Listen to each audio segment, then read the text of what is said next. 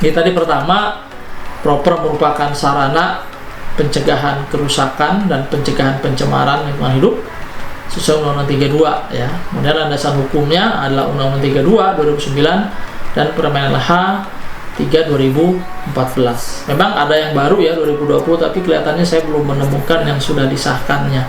Begitu. Untuk mencegah kerusakan, mencegah pencemaran, dua itu ya. Itu tujuan secara menyeluruh dari sarana untuk pencegahan pencemaran dan pencegahan kerusakan. Nah, di dalamnya ada proper, begitu Pak. Dalamnya ada proper. Pemenuhi tujuan secara spesifik. Ya, jadi itu pertama. Jadi tujuannya mendorong perusahaan untuk taat. Ya, perusahaan itu untuk taat itu perlu dimotivasi ya, perlu diajak begitu. Ya, atau katakanlah perlu setengah dipaksa begitu ya. Nah, proper ini adalah bertujuan mendorong ya, mengajak untuk taat. Itu yang pertama tujuan dari proper begitu. Jadi ya bahasa simpelnya sih sebenarnya ketika kita sudah taat apapun peraturannya terkait dengan bidang usahanya ya seharusnya sudah memenuhi ya. Ini yang disebut dengan mungkin nanti ada kelas-kelas ya begitu. Nah, yang kedua, untuk mencapai keunggulan lingkungan atau environmental excellence. Nah, ini yang biasanya disebut di atas peraturan. Jadi peraturannya sudah dijalankan, peraturannya sudah diterapkan, peraturan sudah konsisten. Nah, baru ke tujuan yang kedua ya, memiliki keunggulan. Itu berarti unggul, berarti punya prestasi lebih dari yang lain, lebih dari perusahaan-perusahaan lain. Jadi tujuan pertama adalah taat, tujuan kedua punya keunggulan.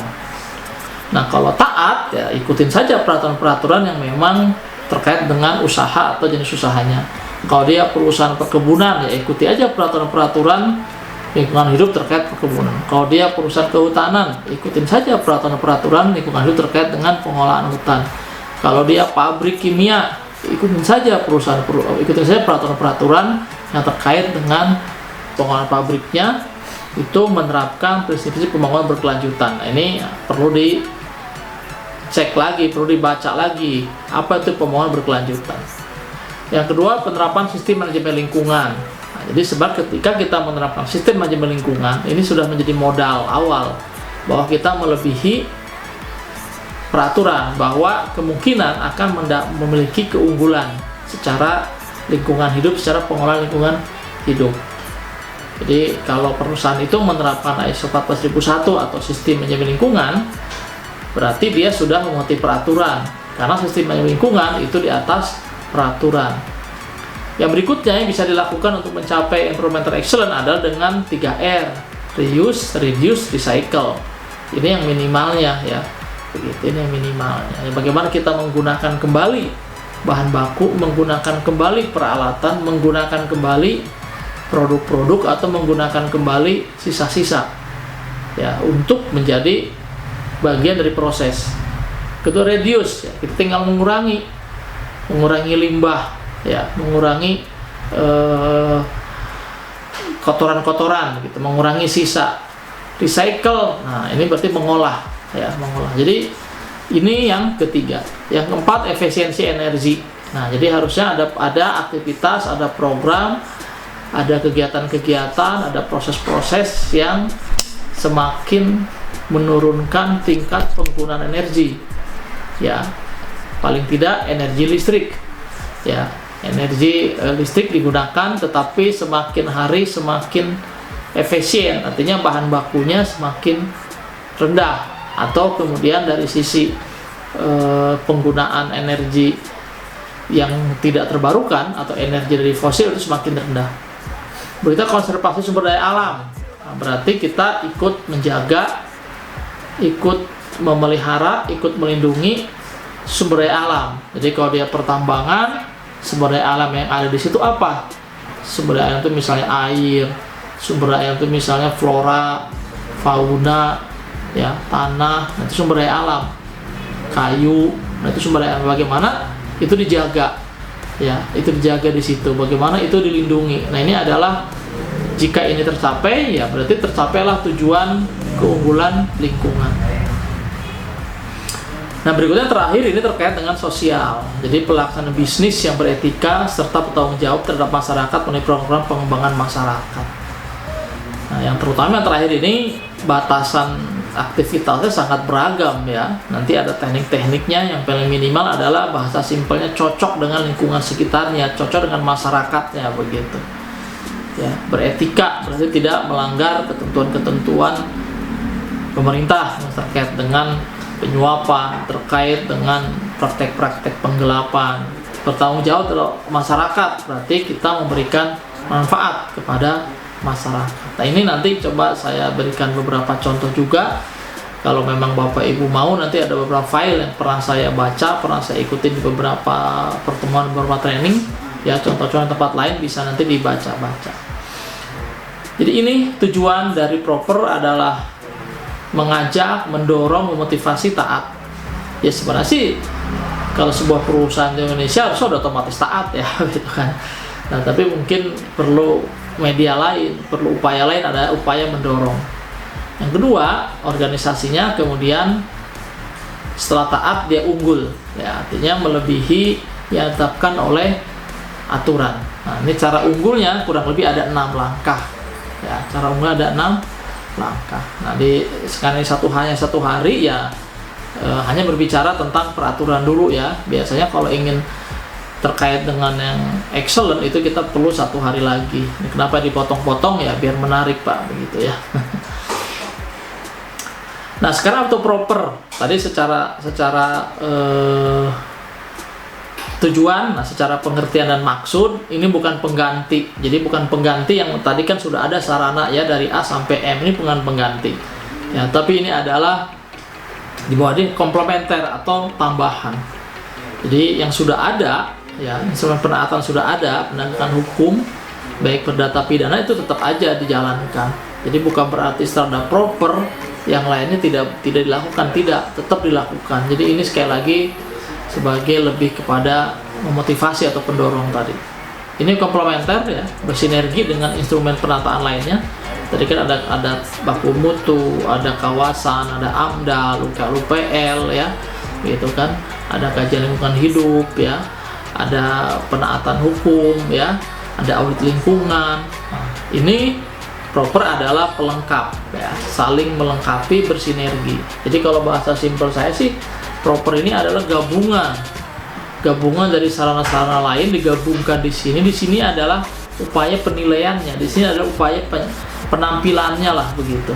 Sebenarnya bahan-bahannya adalah peraturan-peraturan yang sudah ada ya begitu. Jadi ini tidak menggugurkan kewajiban-kewajiban lain, tidak mengganti kewajiban-kewajiban lain. Ini adalah dimaksudkan sebagai pelengkap ya, dimaksud sebagai pelengkap begitu. Oke, itu pengertian dan maksud proper ya. Nah, prinsipnya, nah kalau kita ingin menerapkan dan mendapatkan proper dengan baik ya, perusahaan harus memiliki sistem perencanaan, implementasi program, dan evaluasi yang baik. Artinya ketika nanti menerapkan peraturan itu harus jelas mana yang mau dijalankan terlebih dahulu ya, kemudian prioritasnya yang mana. Jadi ada perencanaan kan gitu kan. Kemudian ada rencana kerjanya. Nah, kalau seperti ini sih, karena kebetulan saya banyak di ISO 14001, sama aja sebenarnya kalau pengen lebih tertata yang menerapkan ISO 14001 gitu. Karena ISO 14001 itu ada perencanaan, ada pelaksanaan, ada evaluasi ya gitu. Jadi tidak ujuk-ujuk lah begitu ya untuk mendapatkan kinerja yang bagus dari sisi proper, atau kinerja hijau, kinerja emas, atau kinerja biru. Setelah perencanaannya bagus, implementasi juga harus ada. Jadi dalam hal ini adalah sangat penting melakukan implementasi ya. Kalau hanya merencanakan tanpa implementasi ya, tentu tidak akan menghasilkan kinerja yang bagus ya. Dan evaluasi yang baik. Artinya sebenarnya di sini sudah terlihat bahwa harus ada sistem perencanaan, sistem implementasi, sistem evaluasi. Atau kalau secara mudahnya bagi saya sih menyarankan punya sistem manajemen lingkungan hidup ya, begitu kan? Ada plan, ada do, ada check, ada action, ya. Karena sistem manajemen lingkungan hidup menerapkan prinsip perencanaan, pelaksanaan do, ya, evaluasi atau cek, ya, tindakan perbaikan atau action. Nah, jadi walaupun tadi bahwa untuk bisa lebih dari peraturan atau excellent dari lingkungan hidup, salah satunya kan ISO 14001 kan, begitu. Nah, walaupun kita tidak excellent tahap awal, kalau saran saya sih implementasikan ISO 14001, begitu, ya. Itu yang pertama, prinsip dasarnya. Jadi kalau Bapak di perusahaan tambang, Bapak di perusahaan sawit, Bapak di perusahaan kehutanan, Bapak di pabrik, ya, ISO 14001 itu menjadi dasar, bisa menjadi dasar walaupun secara pencapaian excellent, tetapi secara perencanaan itu menjadi dasar untuk mencapai proper. Yang kedua ada angka-angka intensitas, artinya ada data, Pak. Nah, kalau kita bicara data berarti harus kita punya apa? Kita harus punya prosedur, harus punya formulir, harus punya monitoring, Pak. Jadi kalau ingin menampilkan hasil dan ingin mendapatkan kinerja yang biru, hijau atau emas, itu harus punya data. Nah, sehingga misalnya dari sisi sumber daya alam, pemakaian sumber daya alam, ya, atau sumber daya, ya, itu kita harus punya data. Sumber daya itu apa? Air, tanah, flora, fauna. Flora itu binatang, flora itu tumbuh-tumbuhan atau kayu, fauna itu binatang. Ketika kita menggunakan itu, atau ketika kita punya data itu data itu harus ada, harus tertampilkan, harus tampil.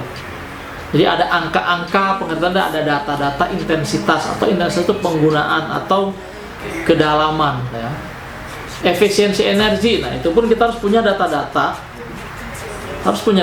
tentang penggunaan energi, ya, begitu kan. Misalnya bulan ini, biasanya bulan Januari, Februari, Maret, dan seterusnya, per bulan itu kita punya data penggunaan energi. Apakah terjadi efisiensi atau tidak? Nah, ketika terjadi efisiensi, itu akan menjadi hal yang positif, ya. Efisiensi itu artinya penurunan jumlah bahan baku, ya, atau input lah. Efisiensi kan biasa terkait dengan input, ya, bahwa inputnya semakin efisien, tidak boros, tidak menghasilkan banyak limbah. Kedua, ada data-data penurunan emisi. Jadi kalau Bapak pabrik ada emisinya, ya, ada CO-nya, ada CO2-nya, ada timbalnya. Kalau Bapak pertambangan ada emisi dari kendaraan, dari truk, dari dump truck, ya. Nah, itu harus ada angka, harus ada data yang menunjukkan penurunan emisi. Jadi kalau Bapak menggunakan 10 dump truck, menggunakan 10 alat transportasi, nah, tingkat emisi setiap kendaraan itu seperti apa? Bulan Januari tingkat emisinya, bulan Februari, seterusnya, ya, paling tidak minimal setahun. Nah, ada nggak data, adalah angka yang menunjukkan penurunan emisi. Nah, kalau kita bicara data, bicara angka, terkait dengan nomor 1, Pak, perencanaan dan implementasi program dan evaluasi. Artinya harus ada bagian, harus ada orang, harus ada yang ditugaskan untuk mengumpulkan data atau bukan angka-angka, gitu simpelnya, Pak. Ya, di Bapak misalnya punya manajer lingkungan, punya manajer HSE misalnya, begitu, ya. Nah, bertugas menyiapkan untuk mengikuti penilaian ini, ya.